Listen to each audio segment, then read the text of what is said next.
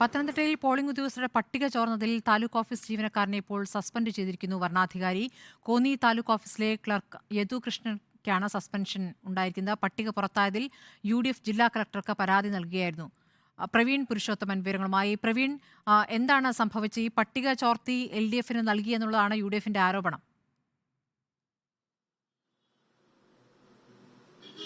സ്മൃതി, സാധാരണഗതിയിൽ പോളിംഗ് സാമഗ്രികൾ വിതരണം ചെയ്യുന്ന ദിവസമാണ് ഈ പോളിംഗ് ഉദ്യോഗസ്ഥർക്ക് തങ്ങൾക്ക് ഏത് ബൂത്തിലാണ് ഡ്യൂട്ടി എന്നുള്ളത് അറിയാൻ കഴിയുക. പക്ഷേ 2 ദിവസങ്ങൾക്ക് മുന്നേ തന്നെ ഈ പോളിംഗ് ബൂത്തുകളുടെ വിശദാംശങ്ങളും ഒപ്പം തന്നെ ഉദ്യോഗസ്ഥരുടെ വിശദാംശങ്ങളും പുറത്തു പോയി എന്നുള്ളതാണ് ഇപ്പോൾ UDF ആരോപിച്ചിരിക്കുന്നത്. ഈ UDF ഈ ആരോപണം സംബന്ധിച്ച് പ്രത്യേക പരാതി തന്നെ ഇന്ന് രാവിലെ ജില്ലാ കളക്ടർക്ക് നൽകിയിരുന്നു. ജില്ലാ കളക്ടർ ഈ സംഭവത്തിൽ വിശദമായിട്ടുള്ള അന്വേഷണം നടത്തി. ഒടുവിൽ കോന്നി താലൂക്ക് ഓഫീസിലെ ക്ലർക്ക് യദുകൃഷ്ണനെ ഇപ്പോൾ സസ്പെൻഡ് ചെയ്തിരിക്കുകയാണ്.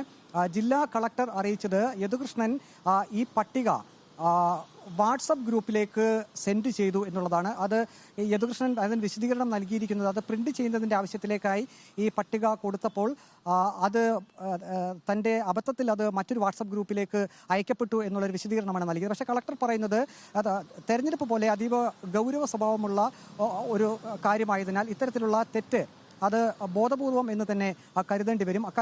അതുകൊണ്ട് തന്നെ കൃത്യമായിട്ടുള്ള നടപടി ഇക്കാര്യത്തിൽ എടുക്കുന്നു. അതുകൊണ്ടാണ് സസ്പെൻഡ് ചെയ്തതെന്ന് പറയുന്നത്. ഇനിയിപ്പോൾ 3 അംഗ സമിതി ഈ വിഷയത്തിൽ വിശദമായിട്ടുള്ള അന്വേഷണം നടത്തും. ക്രിമിനൽ കേസ് തന്നെയായിരിക്കും ഇത്.